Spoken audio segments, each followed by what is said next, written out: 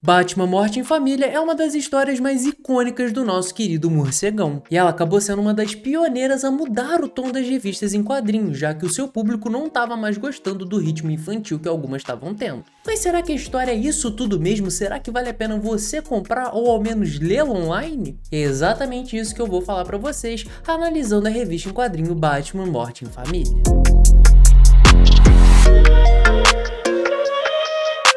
Fala galera, bora bater um papo? Eu sou o Joca, você está no Origem Geek e sejam muito bem-vindos.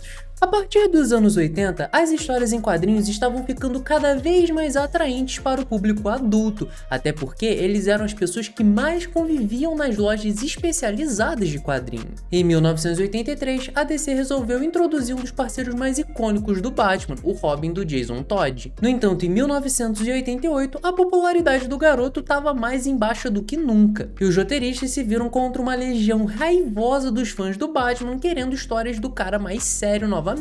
E com ele sem precisar da ajuda de um sidekick completamente irritante por conta das suas atitudes imprudentes e também, do seu leve tom de adolescência nas histórias. E nesse exato ano, em dezembro, a DC Comics resolveu acabar com esse problema de vez, dando um fim no Robin do Jason Todd. E isso aconteceu na saga dos quadrinhos Batman Morte em Família, que durou de dezembro de 1988 até março de 1989. Mas e aí, você já leu Batman Morte em Família? Tem vontade de ler? Já deixa aqui nos comentários pra gente saber. E aproveita também pra já deixar o seu like, se inscrever no canal e ativar o sininho caso você queira mais vídeos desse estilo daqui, de eu analisando uma história em quadrinho, falando um pouco do contexto da época, tudo o que estava acontecendo. Acho que vai ser um quadro maneiro aqui no canal. Já deixa aqui nos comentários se você quer mais vídeos desse tipo. E agora, sem mais enrolação, vamos continuar falando sobre Batman Morte em Família. Essa história acabou sendo roteirizada por Jim Starlin, um dos caras mais lendários no mundo dos quadrinhos. Ele tem mais de 4 décadas de experiência, tanto como roteirista quanto desenhista, e a sua carreira acabou começando lá nos anos 70, quando ele trabalhava para Marvel, mas ele estava especializado um pouco mais em títulos mais cômicos, como histórias do Capitão Marvel e do Adam Warlock.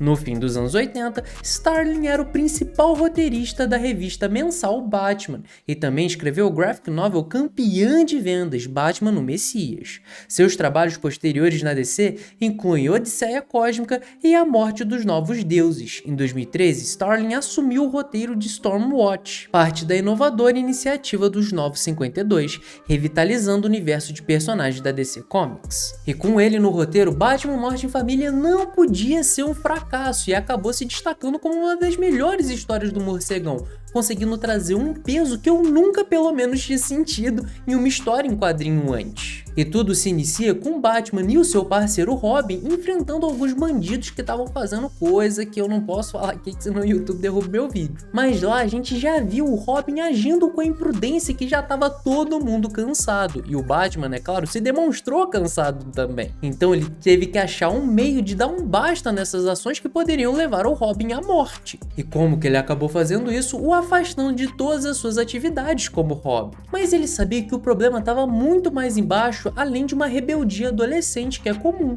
E tudo isso estava vindo da dificuldade que o Jason tinha de aceitar a morte dos pais, que tinha acontecido muito tempo quando ele ainda era uma criança, e o Batman acabou conhecendo ele depois de ele estar roubando algumas rodas lá do Batmóvel. E depois dessa breve discussão dos dois, o Jason acabou sumindo da mansão Wayne, deixando o Batman bastante preocupado e o Alfred também. Mas eles tinham problemas muito maiores do que lidar com um adolescente que tinha resolvido fugir de casa, e claramente ia voltar uma hora ou outra. Porque o Coringa havia conseguido escapar do asilo Arkham e ele estava mais letal do que nunca. E as coisas acabam apenas piorando quando nós descobrimos que ele tinha em sua posse uma arma nuclear e ele pretendia vendê-la para terroristas. E a gente volta a ver Jason quando ele está passeando pelo bairro onde ele morou quando criança juntamente dos seus pais, até uma hora que uma vizinha o chama e acaba entregando uma caixa cheia de pertences antigos. Lá ele acaba achando a sua certidão de nascimento e descobrindo que a sua mãe, que a pessoa que ele achava ser a sua mãe, era sua mãe adotiva, era uma madrasta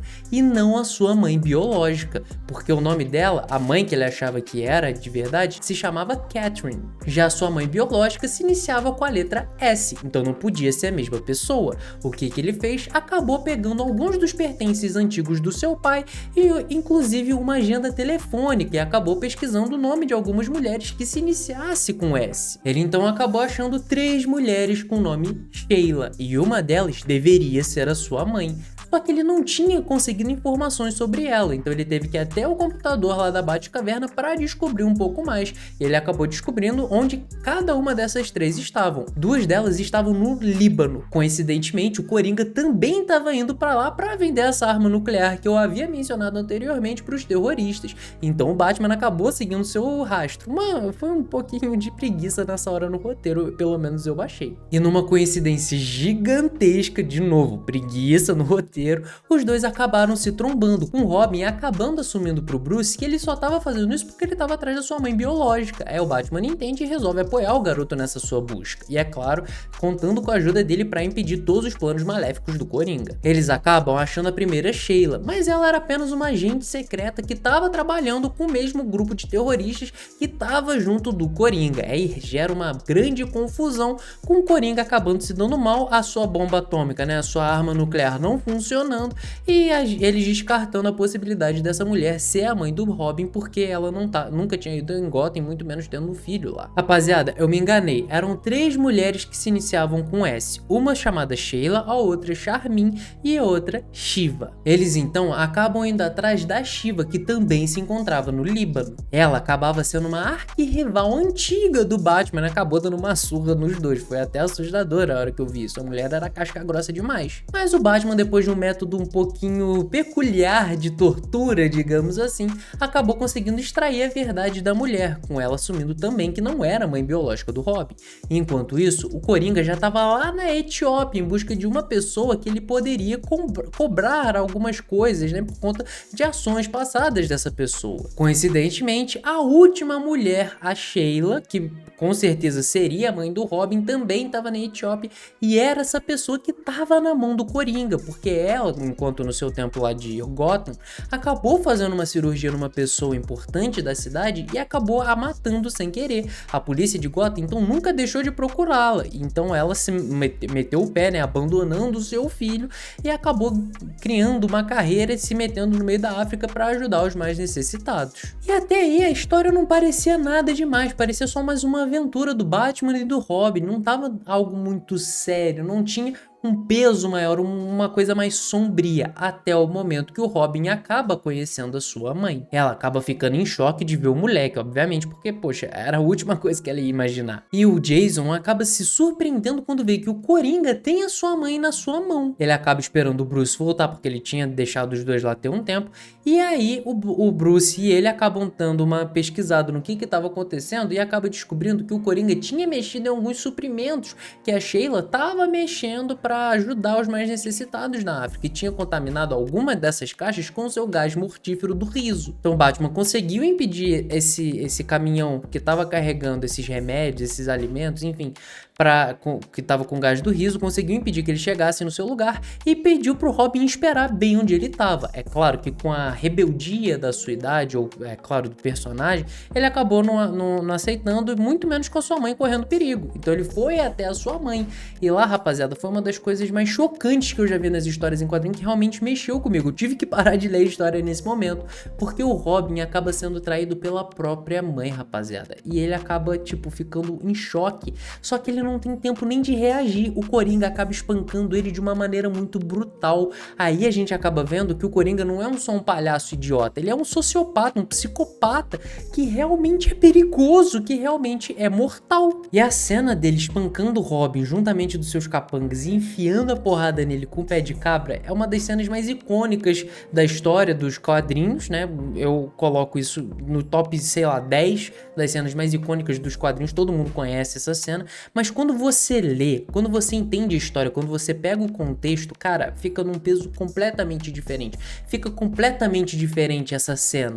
E realmente é uma coisa que dá um peso, porque a mãe do Robin, o Robin só tava naquela situação porque a Sheila, sua mãe biológica, acabou atraindo a sua confiança, cara, levando ele pro covil dos leões, digamos assim, e acabando ignorando, acendendo um cigarro, enquanto seu filho tava lá estatelado, morto, entre aspas, no chão, porque depois a gente descobre que ele não morreu nessa surra, porque o Coringa acaba traindo a Sheila também, prendendo ela no poste, mas o Robin tinha um coração tão bom, o Jason Todd tinha todos os defeitos do mundo pros fãs odiarem, mas ele era uma pessoa boa acima de tudo.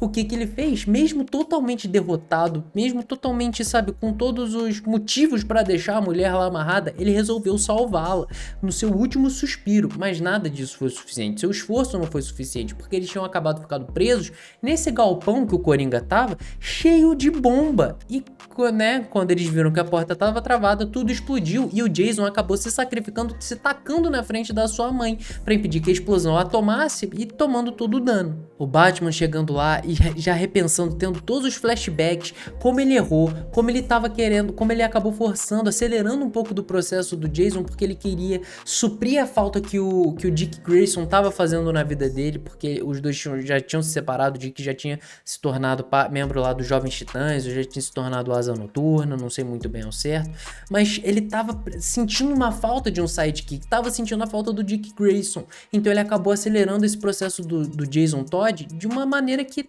foi errada, e o Batman acabou se culpando firmemente pela morte do garoto e pelas coisas que poderiam ter acontecido. E aí quando ele vê que o Robin realmente morreu, que já estava frio ao toque, que não tinha mais nada a fazer, a gente vê um lado do Batman muito quebrado. A gente está acostumado a ver o Batman como aquele cara frio, calculista, que sabe, sempre com preparo, nunca sendo pego de surpresa, mas quando a gente lembra que por trás da máscara do Batman ainda existe o Bruce Wayne e que ele ainda é um humano, cara, é uma coisa de realmente tocar o coração. A gente vê como ele tem sim o seu lado vulnerável, que nem com todo o preparo do mundo ele consegue ficar imune. E a tristeza, mesmo vestido de Batman, mesmo com a sua máscara, sendo, sabe, transmitida pra nós, leitores, cara, é um negócio mágico e a gente tem que bater palma pra essa obra incrível. No final de tudo, o Batman acaba ficando sedento por vingança do Coringa, mas por uma manobra lá dos terroristas, lá do pessoal do Líbano, enfim, eles acabam contratando o Coringa e o transformando como porta-voz, como um diplomata desse lugar. Então o Batman não pode fazer nada, porque todos os crimes do Coringa foram prescritos, então ele tá livre, ele não é mais culpado de nada, e se o Batman encostar nele, pode gerar uma guerra federal. Até mesmo o Superman acaba chegando pra pôr um pouco de senso na cabeça do Bruce, mas os dois acabam discutindo e o Batman sabe que ele tem que matar o Coringa dessa vez, ele não pode deixar isso barato, ele não pode mais deixar esse cara, sabe, vivo. Ele teve todas as oportunidades pra conseguir matá-lo, mas nunca o fez por não querer cruzar essa linha, e ele acabou ficando decidido depois da morte do Jason, que acabou mexendo demais com ele, acabou trazendo um lado muito mais amargo pro Batman. E durante a Assembleia da ONU, que o Batman acabou conseguindo ir como Bruce Wayne, o Coringa realmente tentou fazer um atentado terrorista lá, que foi impedido pelo Superman e com todos os seus poderes magníficos, e aí sim o Bruce ficou liberado de enfiar a porrada no Coringa. Começa uma perseguição muito louca, alguns diplomatas acabam morrendo, e o Coringa acaba tomando um tiro no peito enquanto ele tá fugindo no seu helicóptero e o Batman tá indo atrás.